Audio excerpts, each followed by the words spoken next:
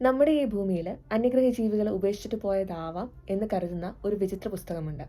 ഭൂമിയിൽ ഒരു ഭാഷയുമായി ബന്ധമില്ലാത്ത ലിപികൾ, ഈ ലോകത്ത് ഒരിടത്തും കാണാൻ പറ്റാത്ത വിചിത്രമായ സസ്യങ്ങളുടെ ചിത്രങ്ങൾ, നക്ഷത്രങ്ങളുടെ നിഗൂഢമായ ഭൂപടങ്ങൾ.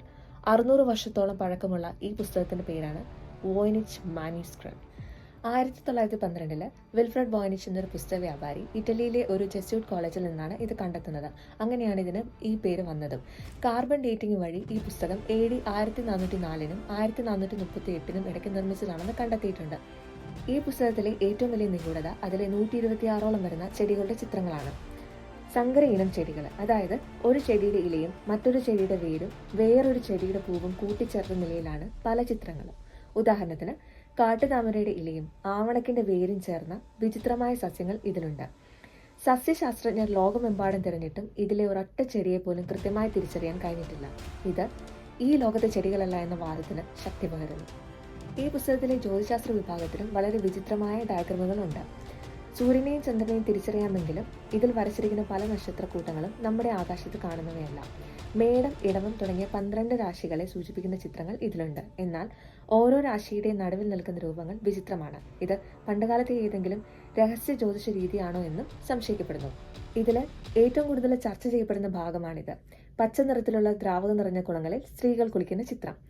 ഈ കുളങ്ങൾ പരസ്പരം പൈപ്പ് വഴി ബന്ധിപ്പിച്ചിരിക്കുന്നു. ഈ പൈപ്പുകൾ മനുഷ്യന്റെ അവയവങ്ങളെ പോലെയാണ് ഇരിക്കുന്നത്. ഇത് അക്കാലത്തെ ഏതെങ്കിലും തരത്തിലുള്ള പ്രത്യുൽപാദന ശാസ്ത്രത്തെയോ അല്ലെങ്കിൽ ആയുർദൈർഘ്യം കൂട്ടാനുള്ള രഹസ്യവിദ്യയോ സൂചിപ്പിക്കുന്നതാകാം. ഈ ഒരു പുസ്തകം തട്ടിപ്പല്ല എന്ന് ഭാഷാവിരുദ്ധ ചൂണ്ടിക്കാണിക്കുന്ന ചില കാര്യങ്ങളുണ്ട്. സ്വാഭാവികമായ എല്ലാ ഭാഷയിലും വാക്കുകൾ ആവർത്തിക്കുന്നത് ഒരു പ്രത്യേക രീതിയിലാണ്. വോയ്നിച്ച് മാനുസ്ക്രിപ്റ്റിലും ഇതേ രീതി കൃത്യമായി പാലിക്കപ്പെടുന്നുണ്ട്. അതായത് ഇത് അർത്ഥമില്ലാത്ത വെറും കുത്തിവരകളല്ല, മറിച്ച് വ്യക്തമായ വ്യാകരണങ്ങളുള്ള ഒരു ഭാഷയാണ്. 240 പേജുകളുള്ള ഈ പുസ്തകത്തിൽ ഒരിടത്ത് പോലും ഒരു വെട്ടോ തിരുത്തോ ഇല്ല. സാധാരണയായി ഒരാൾ എഴുതുമ്പോൾ തെറ്റുകൾ സംഭവിക്കാറുണ്ട്. എന്നാൽ ഇത് ഒരേ വേഗതയിൽ ഒരു തെറ്റും കൂടാതെ എഴുതി തീർത്തതുപോലെയാണ് കാണപ്പെടുന്നത്. ഈ വിചിത്ര പുസ്തകം മധ്യകാലഘട്ടത്തിലെ ഒരു വ്യാജ പുസ്തകമാണെന്നും ആ സമയത്ത് പണമുണ്ടാക്കാൻ വേണ്ടി ആരോ നിർമ്മിച്ചതാവാമെന്നും, അതുമല്ല ഇത് ഒരു വൈദ്യശാസ്ത്ര ഗ്രന്ഥമാണെന്നും സഭയുടെ കണ്ണിൽ പെടാതിരിക്കാൻ ആരോ രഹസ്യ ഭാഷയിൽ എഴുതിയതാവാം എന്നും പറയുന്നു. അതുകൂടാതെ ഇത് അന്യഗ്രഹ ജീവികൾ തങ്ങളുടെ ജീവിതം പകർത്തിവെച്ച ശേഷം ഭൂമിയിൽ ഉപേക്ഷിച്ചു പോയതാവാം എന്നും പറയപ്പെടുന്നു.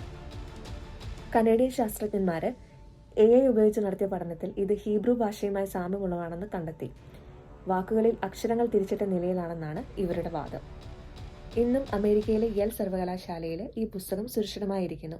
ആർട്ടിഫിഷ്യൽ ഇന്റലിജൻസ് പോലും ഈ പുസ്തകത്തിലെ രഹസ്യം കണ്ടെത്താൻ ശ്രമിച്ചുകൊണ്ടിരിക്കുകയാണ്.